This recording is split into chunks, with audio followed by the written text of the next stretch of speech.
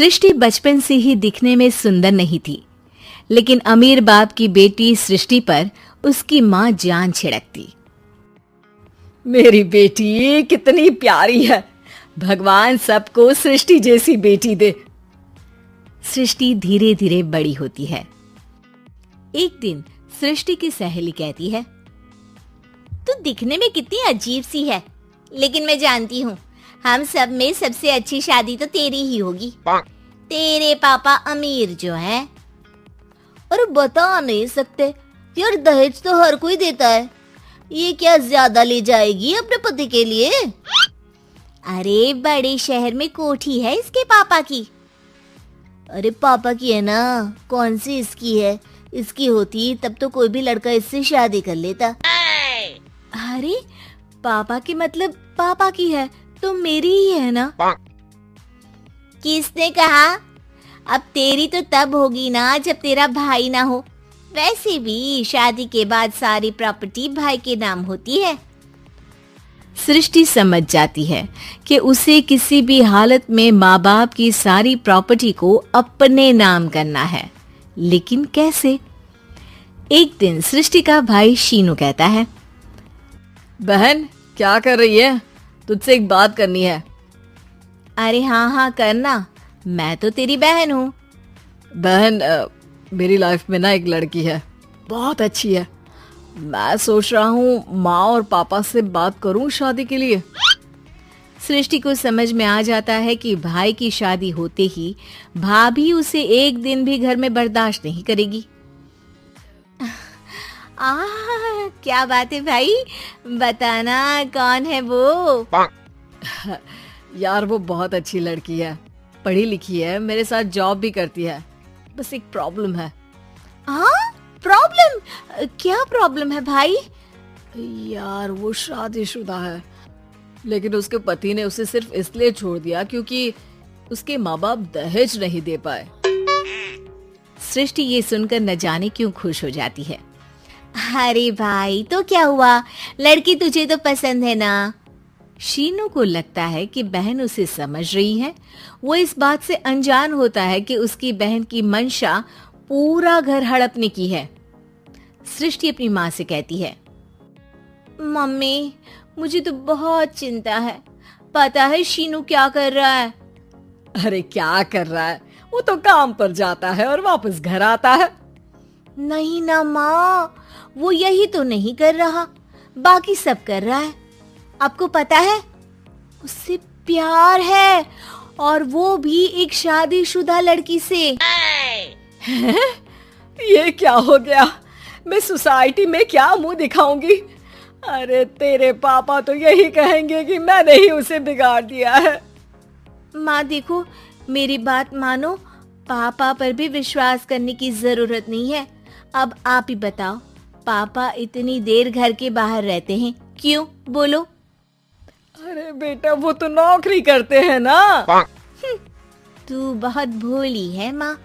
पापा का ऑफिस तो 7 बजे खत्म हो जाता है, लेकिन देखो कितनी देर से आते हैं। अरे नहीं बेटा, ऐसी कोई बात नहीं है। सृष्टि माँ को एक औरत से बात करते पिता की फोटो दिखाती है।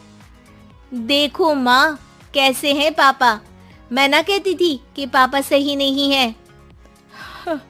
मैं तेरे पापा से बात करूंगी, दे फोटो मुझे।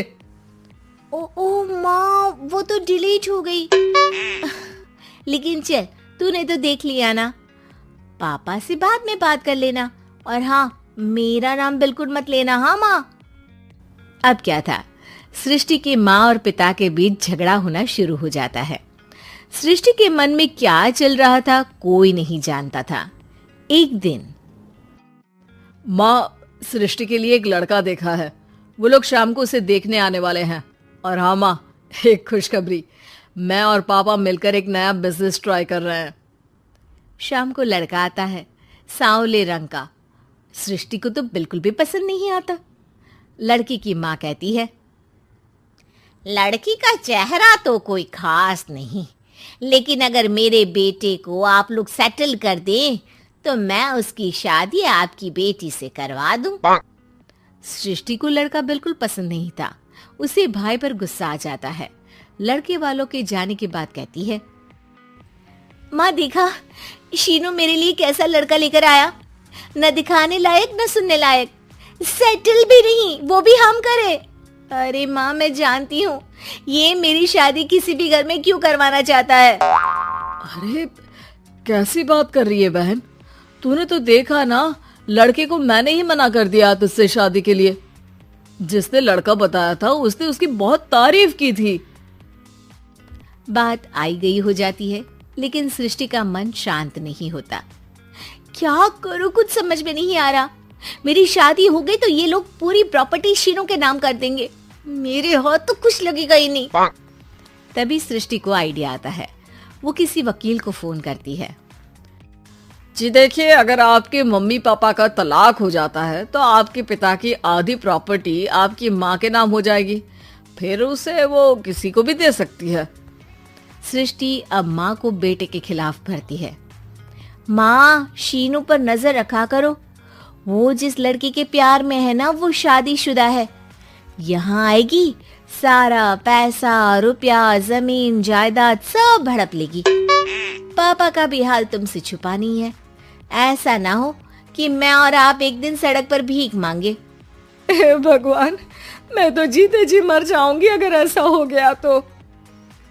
ऐसा हो गया नहीं माँ, ऐसा ही होगा। अभी समय है, आगे का सोच लो। मैं तो कहती हूँ पापा से आधी प्रॉपर्टी लेकर अलग हो जाओ। पापा की आधी प्रॉपर्टी भी हम लोगों को अगर मिल जाती है ना तो अगले 7 जन्म सफल समझो। बेचारी माँ बेटी के कहने पर पति से तलाक लेकर अलग हो जाती है। सृष्टि अब पैसों से गाड़ी और अपने दूसरे महंगे शौक पूरे करने लगी। उसके दोस्त भी उसके पैसे इस्तेमाल करते। सृष्टि, कल तुम कहाँ थी? मैं सारा दिन घर पर अकेली थी। तो मैं क्या करूं? मैंने ठेका तो नहीं लिया है ना तुम्हें संभालने का। माँ को सृष्टि से ये उम्मीद नहीं थी। वो बैठकर रोने लगती है। वहीं उसका पति यानी कि सृष्टि के पिता आ जाते हैं। मैं जानता था कि तुम्हारा यही हाल होगा, तो आपने मुझे रोका क्यों नहीं? मैं रोकता तो तुम रुकती क्या? सृष्टि के कहने पर तुमने मुझ पर अपने बेटे पर शक किया, लेकिन तुम ये भूल गई कि कैसे हम दोनों ने मिलकर जीवन में इतना सब खड़ा किया। माँ पति के गले लग जाती है। मुझे माफ कर दीजिए, मैंने आपकी कमाई का एक बड़ा हिस्सा गवा दिया। कोई बात नहीं, तुम साथ हो तो मैं ऐसी 7 प्रॉपर्टी खड़ी कर दूंगा। तभी वहां सृष्टि आ जाती है रोते हुए। माँ, मयंक ने मुझे छोड़ दिया। वो बोल रहा था जब तक मेरे पास पैसे थे तब तक ही वो मेरे साथ था। पापा, माँ, मुझे माफ कर दीजिए।